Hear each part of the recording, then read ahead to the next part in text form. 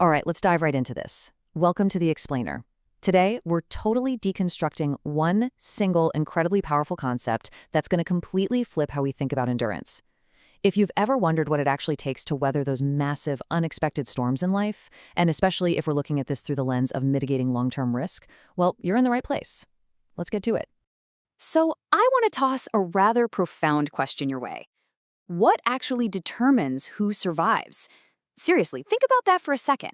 When the environment just radically shifts overnight, who's still left standing? Naturally, we tend to celebrate the really obvious stuff, right? We idolize the apex predator, the genius strategist, the immovable object. But if you look at history, think about the saber-toothed cat or the megalodon. They were the absolute apex, but they were also the very first to get wiped out when their specific ecosystem changed. So there's got to be a hidden mechanic we're missing here, right? Well, here is the absolute core concept we are unpacking today. It is not the strongest of the species that survives, nor the most intelligent, but the one most adaptable to change. It's a huge, definitive statement, and honestly, it immediately challenges pretty much all our basic societal programming about power and capability. It's basically telling us that our default assumptions about what makes an individual, or even a massive corporation, actually endure might just be completely wrong. So we're going to break this down into three distinct parts to really figure out the mechanics under the hood. Now, what's really interesting here is how we isolate this first false idol of survival, the strongest. From the time we're little kids, we're taught to revere just raw, physical, or operational power. We build armor, we pump iron, we create these incredibly rigid defenses to protect ourselves. But the text actually calls out strength as a prime candidate only to immediately disqualify it as the ultimate shield. Why? Because strength is, by its very nature, static. It assumes whatever challenge you're facing is just a test of sheer, brute force. But what happens if the rules of the game shift entirely? If the literal climate changes, all the raw power in the universe won't save you if you can't pivot. The dinosaurs were incredibly strong, right up until the sky literally fell on them. Okay, so if physical power isn't the silver bullet, it's gotta be mental power, right? That brings us to our second really common misconception, the most intelligent. We prize intellect so much, we just assume that if we can outsmart the problem, calculate every single variable, and design the absolute perfectly foolproof strategy, we'll survive anything. But check this out. Intellect alone gets explicitly denied here too. Don't get me wrong, intelligence is an amazing tool, absolutely. But a brilliant plan is literally only as good as the conditions it was designed for. You can drop the most genius map in the world, but if the terrain itself fundamentally alters, your intelligence cannot save you if you're stuck using an outdated map. When we weigh physical power against mental power, it's kind of wild because you realize these two massive attributes share a fatal flaw. As absolute survival strategies, they both rely way too heavily on a pretty static environment.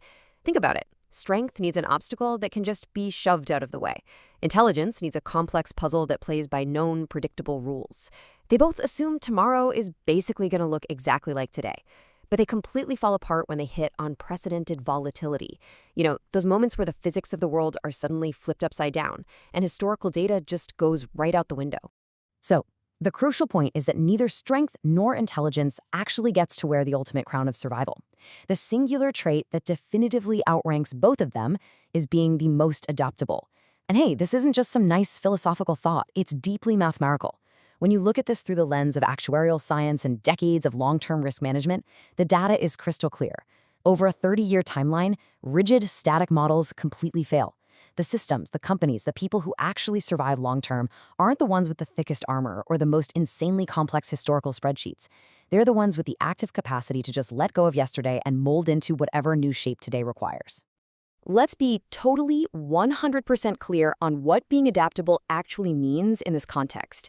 It is the active capacity to be modified or to alter oneself in response to shifting circumstances. I really want to hit hard on that word active. Adaptability is not just some passive state of taking punches. It's not just gritting your teeth and hanging on for dear life. It's a highly fluid, highly responsive process. It's literally like water changing its form to perfectly fit whatever container you pour it into. It's that conscious, active willingness to say, okay, that worked perfectly yesterday, but I'm letting it go right now to respond to the volatility of today.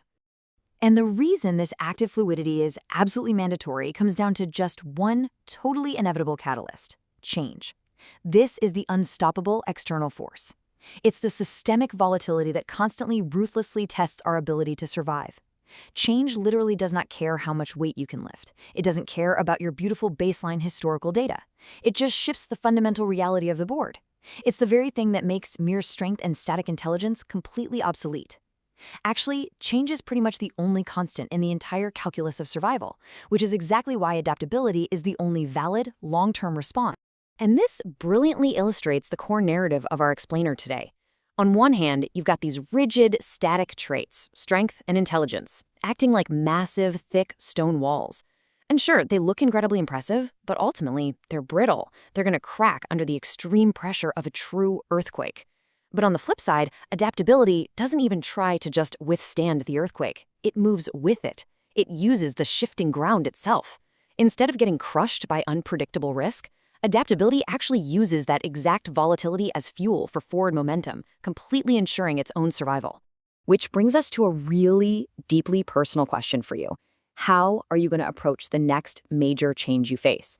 Knowing what we know now, when the environment radically shifts beneath your feet, and trust me, it absolutely will, how will you react? Are you going to try to force your way through the new reality with just sheer strength? Are you stubbornly going to try to outcalculate it using logic from yesterday? Or will you embrace the true mechanic of survival, drop the rigidity, and actively choose to adapt? In the strict calculus of long-term risk, your survival, and honestly your success, depends entirely on your answer. Thanks so much for hanging out with me for this explainer. Keep adapting out there.